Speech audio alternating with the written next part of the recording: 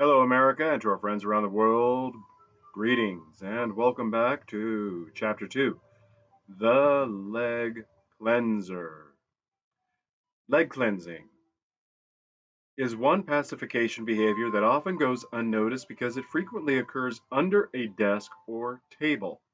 In this calming or pacifying activity, a person places the hand or hands palm down on top of the legs or palms down palm down on top of the leg or legs, and then slides them down the thighs toward the knee. And it's the image here that you see, figure 16. When stressed or nervous, people will cleanse their palms on their laps in order to pacify themselves. Often missed under tables, it is a very accurate indicator of discomfort or anxiety. Think of it this way: sweaty palms, you're wiping them off, or you're a vandal and you're wiping off, for example, the spray paint, hoping to rub off any paint so it's not observed when you move your hands above back into sight. It's an it's an unconscious gesture. It's like like we've read. It's designed to soothe somebody, and it's for those of you who have had to read Macbeth. When Lady Macbeth says the out damn spot out because she's trying to wash the blood off of her hand from the conspiracy of her and her husband to kill the King of Scotland. That's essentially what's going on with the hands on the thighs. Some individuals will do the leg cleanser only once, but often it is done repeatedly or the leg merely is massaged. It may also be done to dry off sweaty palms associated with anxiety, but principally it is to get rid of tension. This nonverbal behavior is worth looking for because it is a good indication that someone is under stress. One way to try and spot this is one way to try and stop this One way to try and spot this behavior is to watch people who put one or both arms under the table. If they're if they are done, wow, I go walk a mile and I lose the ability to speak. If they are doing leg cleansing, you will normally see the upper arm and shoulder moving in conjunction with the hand as it rubs along their leg. In my experience, I find the leg cleanser to be very significant because it occurs so quickly in reaction to a negative event. I've observed this action for years in cases when suspects are presented with damning evidence, such as pictures of a crime scene with which they are already familiar. Guilty knowledge. Some of you might be old enough to remember the Little Rascals, and one episode always plays back in my mind is the mother is scolding Spanky, where she said, "You've got guilt written all over your face." And he looks in the toaster because it was a shiny silver chrome finish. And you could see his reflection, and he's looking in the reflection, trying to see guilt written on his face. Uh, I always found that amusing. This cleansing, pacifying behavior accomplishes two things at once. It dries sweaty palms and pacifies through tactile stroking. You can also see it when a seated couple is bothered or interrupted by an unwelcome intruder, or when someone is struggling to remember a name. In police work, watch for the hand leg pacifiers to appear when the interview session starts, and then note if they progressively increase when difficult questions arise. An increase in either the number or vigor of leg cleansers is a very good indicator that a question has caused some sort of discomfort for the person, either because he has guilty knowledge, is lying, or because you are getting close to something he does not want to discuss. The behavior might also occur because the interviewee, that means the subject, is distressed over what he is required to answer in response to our questions. So keep an eye on what goes on under the table by monitoring the movement of the arms. You will be surprised at how much you can glean from these behaviors. This is to reemphasize the value of having video recording when you do any kind of an interview. Unless you're in government, you're not going to be doing interrogations. You're going to just be focused on interviews. And in fact, I would recommend to consider your interactions as interviews more than interrogations. I don't want to get into the weeds about it, but essentially, an interview is non confrontational. You may be presenting information that might be challenging to the subject to you know respond to in that guilty knowledge, but if you keep it relaxed, you're going to evolve. You your interview technique is less likely to provoke agitation. The moment you think of it as an interrogation, it becomes confrontational, combative. So keep an eye on what goes on under the table by monitoring the movement of the arms. You will be surprised at how much you can glean from these behaviors. Oh, before I forget, so yes, number one, record, video record the sessions. Number two, have one person asking the question if possible, and the other person observing the responses and making notes based upon that. All right. Heed this cautionary note about leg cleansing. While it is certainly seen in people who are being deceptive, I have also observed it in innocent individuals who are merely nervous. So be careful not to jump to any conclusions too quickly. This ties back to treating it as an interview. If you treat it as an interrogation, which I could be mistaken, but law enforcement, government agents, they're commissioned to conduct interrogations. Private investigators, we were always told it's an interview. You're not licensed to do interrogations. Something to that effect. And that's the way I always wanted to approach it is the interviewee, the subject. I had no animosity towards them. I wanted information. And the best way to get information is by creating an ally and not an opponent.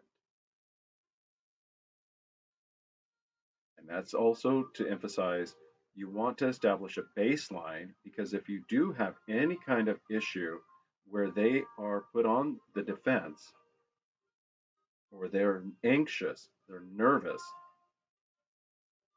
you have to have that baseline to know what it was that triggered that response.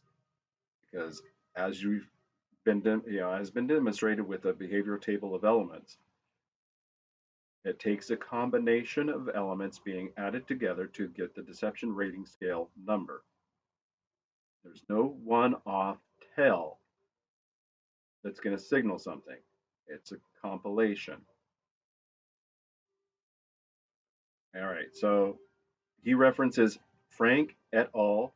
2006, pages 248 through and 249.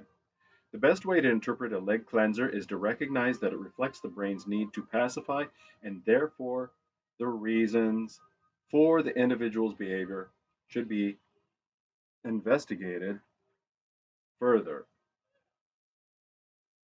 The ventilator. Yes, the ventilator. I don't know. Me, when I hear the word ventilator, I think of wet works, you know, contracted private wet works, to ventilate an individual, and not making light of it. I'm just stating that, it's something that exists. That's what comes to mind for me. But that is not what is being discussed. You're not a mob hitman. You are more, the ventilator is Rodney Dangerfield. I get no respect. Oh, I tell you. This behavior involves a person, usually a male, putting his fingers between his shirt collar and neck and pulling the fabric away from his skin.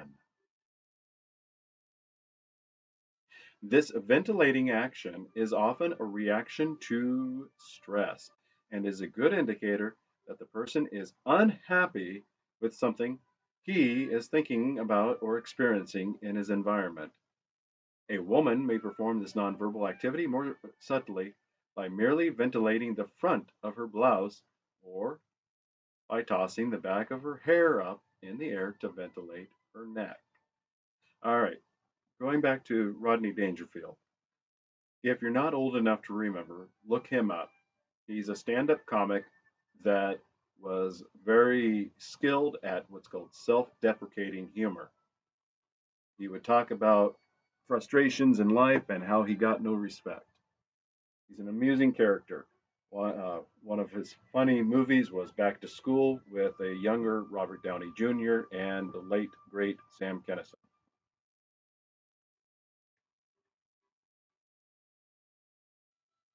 All right, before we continue on to the next section, this is figure 17. Ventilating of the neck area relieves stress and emotional discomfort. Rodney Dangerfield, the comedian, was famous for doing this when he wasn't getting any respect. All right. Essentially, it's that the collar's too tight, my clothes itch, they feel too small, or, you know, uh, it's that discomfort feeling when you're put under the spot. All right. So, box insert 12 from Facebook to Disgracebook. I mean, Facebook is already a disgrace. Mark Zuckerberg has been outed as being a liar when he was on Joe Rogan. What is it, last month or 6 weeks ago, where he's like, "Oh, we didn't do like Twitter and comply with the federal government to censor people. We did it differently." Oh, and then it turns out he's lying with the revelation of the chat logs of the FBI talking to Facebook about censoring people. During an interview for a job, an applicant was being questioned by his prospective employer. Everything was going well until, toward the end of the interview, the candidate began talking about networking and the importance of the internet.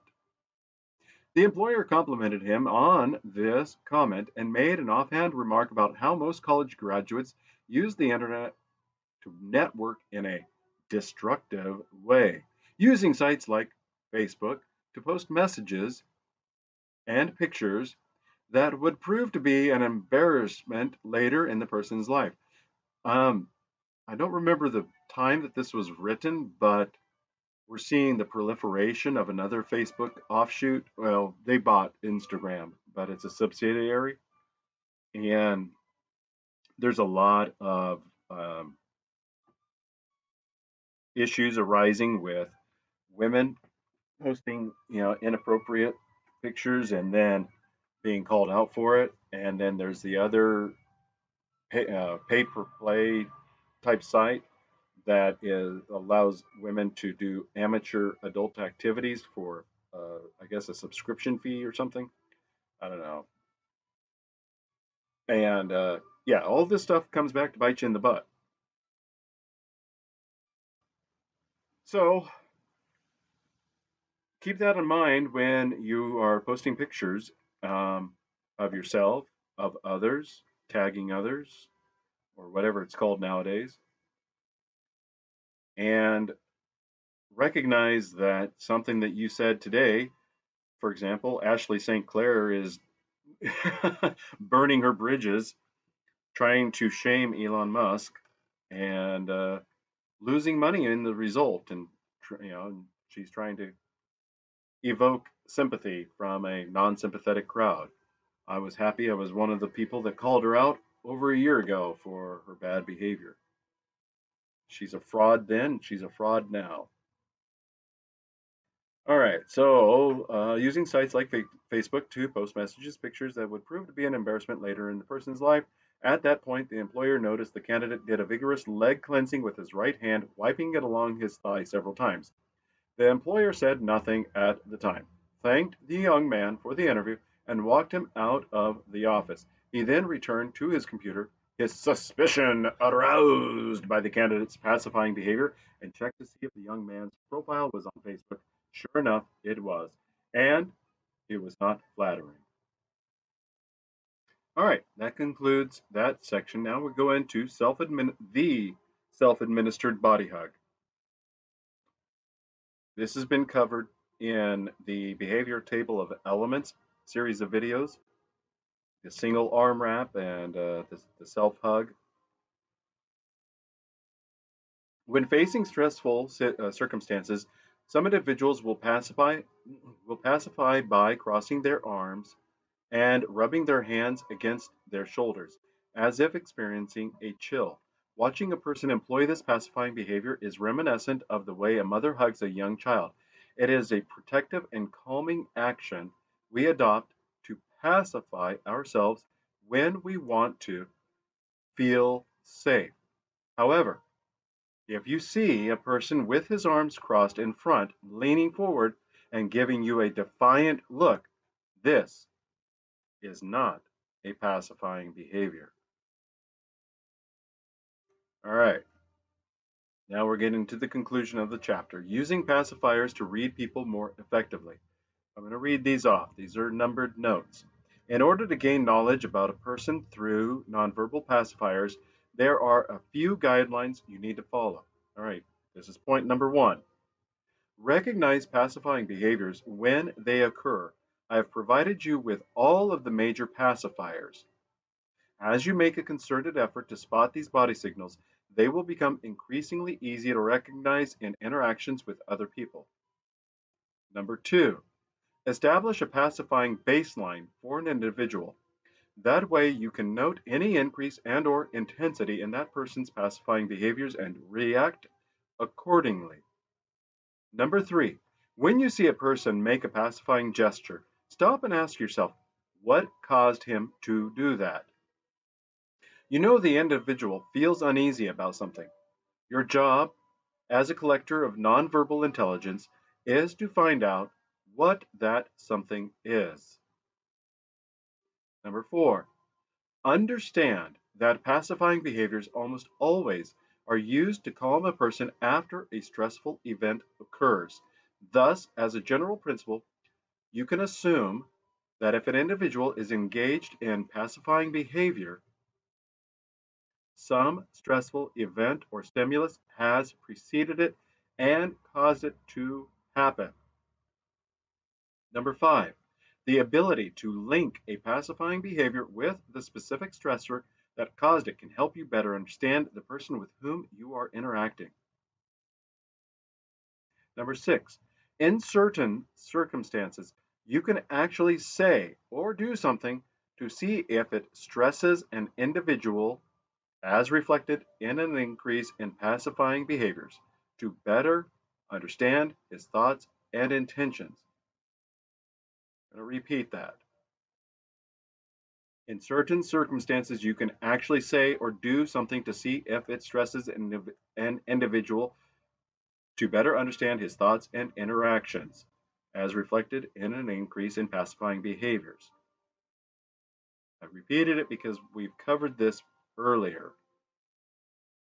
I described to you earlier, I think in this chapter, that with these techniques, you would be able to provoke somebody. I believe it was under the freeze, flight, and fight response portion of this chapter, where I described that these tools have to be essentially, I'm hoping that you have integrity and ethics and morals that because you can find yourself in a situation where you know how to trigger somebody, to provoke somebody into committing a violent act or an aggression that is, actionable from a legal sense. And that is what's being described in number 6 in a manner of speaking. That would be the ultimate escalation of it, but by learn once you learn these skills, you'll learn as you become more skilled and experienced with social engineering tactics, you'll learn that by doing a gesture, it can activate somebody to respond in a certain manner. By making a certain statement, you can then cause an escalation. Give you an example. Long ago, I met a man who was a former Serbian police officer, and he said that in America, you have it backwards. When I was a police officer in Serbia, when we responded to a domestic abuse call between a husband and a wife, we separated the two, and one of the questions would be asked is, what did you say to provoke him? In America, you only look at who did the physical act. And obviously, since this has been more than a decade since that conversation, it has stuck with me. And if you followed the March is Women's Month, you can understand the how come something like that would stick with me, because when you've got a situation such as Angela Baramova of Bucks County, Pennsylvania, getting a light sentence for making a false allegation against a man that claiming that he abducted her, committed adult violations with her, and physically attacked her. Yeah, people such as that are a virus, an infection on society, and they can't be allowed to exist because they will hone that that abusive social engineering skill, and they will learn to do it better the next time it happens. And yeah, so keep that in mind. There's way, just because something happened and it fits with your view, you have to be open when you're interviewing to going backward to understand what was the impetus, what was the cause, what was the motion, the motivator.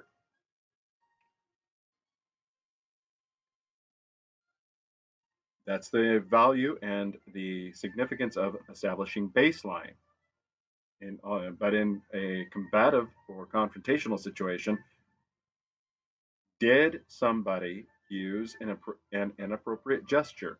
I'm not saying that that excuses a physical attack, but as I was told long ago, it takes two to tango, and if you don't walk away, you can be charged for escalating it. I don't know the legal term for it, but that's what is essentially what I was told, and that's stuck with me too. But we live in a gynocracy, so that view is only one way until that finally is remedied, which no society has ever been able to correct for it. Number 7, note what part of the body a person pacifies. This is significant because the higher the stress, the greater the amount of facial or neck stroking is involved. Number 8, remember, the greater the stress or discomfort, the greater the likelihood of pacifying behaviors to follow. Pacifiers are a great way to assess for comfort and discomfort. In a sense, pacifying behaviors are supporting players in our limbic reactions, yet they reveal much about our emotional state and how we are truly feeling.